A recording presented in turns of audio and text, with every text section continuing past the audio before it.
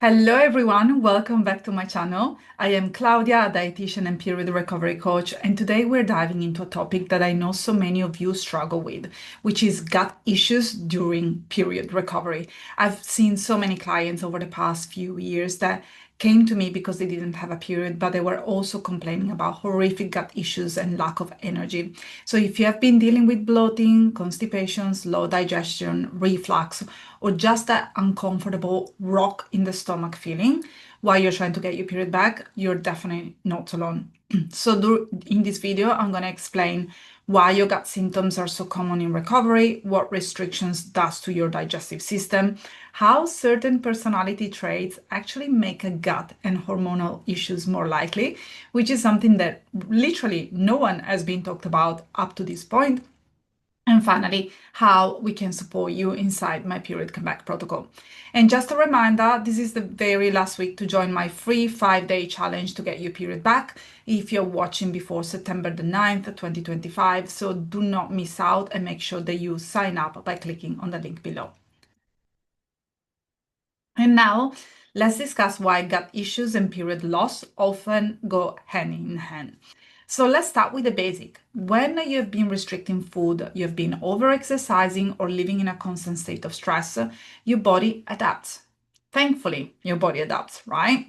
It's all made for survival. Our body is not working against us at any point in time. It simply try to protect us in whichever way that it can. Unfortunately, one of the first systems that slows down in you is your digestive system, which is why we call the parasympathetic nervous system the rest and digest. Instead, the fight and flight is the sympathetic nervous system. So something that I see very commonly with women that works with me is hypochlorhydria. Hypochlorhydria means having low stomach acids, which is super common after years of restriction. Without enough stomach acids, what happens is that we don't break down food properly, especially proteins, and that leads to reflux, bloating, and nutrient deficiencies. Because if we don't break down protein properly, they're going to re-enter the bloodstream, they're not going to be absorbed by the intestine, the small intestine, and they're not going to really be spread around our body in all the parts that we actually need those protein for. So this is going to lead to a dysbiotic gut. It's going to lead to plenty of symptoms like the one that I've just mentioned, and also is not going to allow you to feel energetic or even building muscles if that's what you have been trying to do. Something else that is also very common, especially when there is a past history or current history of an eating disorder, such as anorexia nervosa or bulimia, binge eating, so on and so forth, is low transit and gastroparesis. So with under eating, the gut muscles literally slow down. Food can sit in the stomach for way too long, and that gives you the heavy, full feeling after just a meal. So let's say that you wake up in the morning and you're fine for breakfast, you don't have a huge appetite, but you can stomach your breakfast, and then you're gonna have a snack, and then when it comes to lunchtime, you're gonna feel almost nauseous, unable to have a proper lunch. And that's because your transit time is much longer than a normal person that has never had any disorder behaviors around eating before. And because your stomach muscles, they actually need to work out. Same things of when you go to the gym, you need to work out your biceps continuously to be able to grow them. It's not that you go to the gym once and then all of a sudden you're gonna grow those biceps. Same thing with the stomach. We very carefully and steadily, we need to expand that stomach and we need to work it out. I would definitely not recommend that if you're suffering from slow transit gastroparesis and hypochlorhydria to go all in and to go from having, I don't know, 1,500 calories a day to 2,500 calories a day, because that's going to give you so many symptoms and it's going to make you feel very miserable. There are things that can be done, there are supplements that can be taken, and there are also strategies that we can implement just to make sure that you adapt to that increased caloric intake without having too many symptoms. And that's normally what we do in the period comeback protocol. Something else that I see more often than not is that if your body is in fight or flight mode, digestion takes a back seat. When your body prioritizes survival, there is rest and digest is simply not possible because your blood is going to be sent to the extremities. It's because if you need to run, if you need to have your heart pumping, your body doesn't really care about digesting the food. Thing is that nowadays our brain doesn't really differentiate between a 1200 calories being chased by a bear or having an inbox that it's filled with emails or having some really challenging thoughts around food. So your nervous system may be on high alert without you even knowing it consciously because you have adapted to being in that state of fight and flight. Something else that is very common is dysbiosis. Restriction often means lack of variety, limited carbs, and normally, and sometimes it can also come with overdoing artificial sweeteners, and that shifts the microbiome. So you have less of the good guys, less of the good bacteria, and more gas-producing bacteria and more gut discomfort. Dysbiosis can be triggered by SIBO or can lead to SIBO. And if we start from the top-up approach, not having enough hydrochloric acids, having very slow transit, being in a state of high alert, and also not having variety in your diet and maybe relying on foods that are prepackaged, it's normally going to lead to dysbiosis. Most of the people that I work with within the period comeback protocol or outside on a one-on-one basis, or also that are part of the group, the group community, they do tend to have some level of dysbiosis simply because our soil nowadays is depleted. Our society is a very fast-paced society. We don't really have time to sit down, digest our food, and do all the things that our body is screaming for so that we can have a great and strong gut. And then last but not least, something that I definitely need to mention is that sometimes there are some underlying issues and maybe they have not picked up until now. Sometimes when I go through a GIT map, we actually uncover things that are bigger and that were previously hidden. So things that I see very often is a celiac disease, IBD, which is inflammatory bowel disease, post-infectious IBS, or maybe there is the presence of H. pylori or other parasites and bacteria that should not be part of our digestive system. This can get unmasked when you start eating more and you start having more symptoms and when you do a proper GI map. I'm going to give you an example from two clients. So one came to me and she could not tolerate fruit or bread without having massive bloating. And she discovered later on that her nervous system was actually impacting her ability to digest the food and was actually impacting her gut flora. The gut flora was adapting to not having enough butyric acid and not having enough fruit and bread. Another client that comes to mind, she was told that she was going to have IBS forever. She was not going to be able to get her period back ever. But once we fueled her consistently, the bloating, the constipation, and the reflux completely resolved, and also the period came back. Obviously, that's not something that happened overnight. It's something that we had to work on. And normally it takes between 3 months to 12 months to rectify a dysbiotic gut. But that's also something that you can do whilst also recovering your period, or something that you can do whilst living your life. If you have been dealing with a constant bloating and reflux, you will notice that you will have more energy and life is gonna just look so much better when finally you start digesting the food a little bit better. And in some case, I have identified something bigger, like undiagnosed celiac disease. And once I had a client that she was not aware that she had Crohn's disease. So if you're experiencing this, you are not broken. This is a very common piece of the recovery puzzle. But now I really would like to shift the dynamic and speak about something that it's not talked about, which is personality traits and how much they can impact our gut issues and our hormones. And that's where I really shine. That's where the work that I do with clients can make a massive difference, because obviously if someone is coming to me with gut issues, we do have a look at the GI map if they come with a GI map or if they're willing to do it. We look at the food diary, we look at the lifestyle diaries, we go through all the supplements and decide which one is the best. We may welcome digestive enzymes, we may welcome also a different approach when it comes to eating certain foods.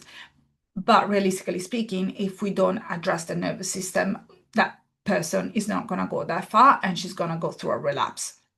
So certain personality traits really show up in most of my clients that come to me with gut issues and hypothalamic amenorrhea. One is the anxious type of personality, the people pleaser, the do-gooders, the perfectionist, the high achieving type A personality. And I'm wondering, does that sound familiar? If you're the person that put everyone else first, if you are always ticking off boxes, if you cannot sit down and completely relax until everything has been done, if you thrive when you are given a good compliment, if you want to make sure that everyone thinks that you are fabulous and doing your job properly, that please keep your ears open because this may be for you. So why does this matter? So first of all, we have to look at the stress response. If you're wired to always achieve or keep others happy, your nervous system is always on high alert, always, constantly. And that constant low level stress diverts blood flow away from the digestive system, and that can make you bloated, can really slow down the motility, and can exacerbate the reflux. So if you're the kind of person that have people over for dinner and during dinner is consuming the food while making sure that everyone's glass of wine is filled to the brim, that everyone is engaged in a beautiful conversation, and you are also wondering, can I actually eat this food without feeling sick later? And are the people around me going to enjoy the food that I've prepared? Can you imagine the amount of stress that your body goes under when simply having a normal dinner? So stress response is definitely something that we need to work on and really understand where those expectations are coming from and why your system is always on high alert. And then we have to look at the connections between being in that stress response and where your hormones are at. So the same nervous system patterns that affect the gut also suppresses the hypothalamus, the control center of your reproductive hormones. You know that hypothalamus is in the brain, and hypothalamic amenorrhea is not an ovary and reproductive system problem, it's actually a brain type of problem. The anxiety that fuels perfectionism does not only affect your mind, it does affect ovulations and your period. And there is something which is called gut-brain axis, which I'm pretty sure that you've heard of. And your gut and brain talks to each other all day long via the vagus nerve. We have an ANS and a central nervous system, and our gut has an endocrine nervous system. And that endocrine nervous system always speaks with our central nervous system through that vagus nerve, which is the 10th cranial nerve and is the longest nerve in the body. It literally starts from your head and it travels down to your anus. So if your brain is sending out danger signals, the gut really tightens, it slows down, and it overreacts. And that's why anxious thinkers often experience more constipations, diarrhea, and bloating, not only because their nervous system is affecting them, but because the nervous system is actually affecting the body from a very physical standpoint. So you can imagine that if your gut disturbances are connected to how you perceive life and how you live your life, then you're not going to be able to produce enough digestive enzyme, hydrochloric acids. Your stomach muscles are going to tighten, and then you're not going to be able to digest the food. You're going to have a dysbiotic gut, and then you're going to start suffering from diarrhea, constipations, bloating, reflux, and so on and so forth. And last but not least, let's talk about perfectionism. Many perfectionists also want to do recovery perfectly. But ironically, when you put that pressure on yourself to heal quickly, that can keep your nervous system in overdrive, and that delays gut healing and period recovery even more. So, not the smartest way to approach period recovery. So, when you wonder, why do I, of all people, have these issues? This is not random. It's how your personality trait and your physiology connect with each other. And if you don't recognize the connections, the link between the two, then you're not going to be able to solve your issues completely. And that's how we can really support support you inside the period comeback protocol, because we work on both. We work on the nutritional side of things, so making sure that you have enough energy, carbohydrates, and varieties to support your gut and your hormones. We look at nervous system regulation, so helping you actually drop into the rest and digest mode so that your gut can heal. And then we also go through the mindset work. So we shift you out from perfectionism and people pleasing so that you don't just eat more food, but also feel safe while eating that food. And obviously, we bring in practical tools like gentle meal spacing, probiotic rich foods when tolerated, because please don't go out and buy probiotics when your gut is bloated, because sometimes they do not work. And we have millions of strains of probiotics. So you really need to understand which one is the correct one for you. So don't ask ChatGPT, but work with a professional that is well versed in hormonal health and gut health. Also, we help you with stress management strategies, and when needed, we refer you on for further testing. And the biggest piece is just helping you to see that your symptoms are not signs that you're doing your recovery wrong. They're actually signs that your body is adapting. And it's important for you to really see the connections of how your personality can affect your hormones and can affect your gut. And once we unpack that, your life is going to improve tenfold. And a very little exercise that you can do today, for example, is before having your next meal, just make sure that you take 5 deep belly breaths with your eyes closed if it's possible. You just place your hands on your gut and you take 5 nice big deep belly breaths, inhaling through your nose, exhaling through your mouth, and just taking those nice big long breaths. And while you do so, just remind yourself, I'm capable of healing. I'm gonna digest this food without any symptoms. So that's a really, let's call it a trick and a strategy that we use very often, because sometimes when you send a very clear message to your brain, then the rest of your body is gonna respond.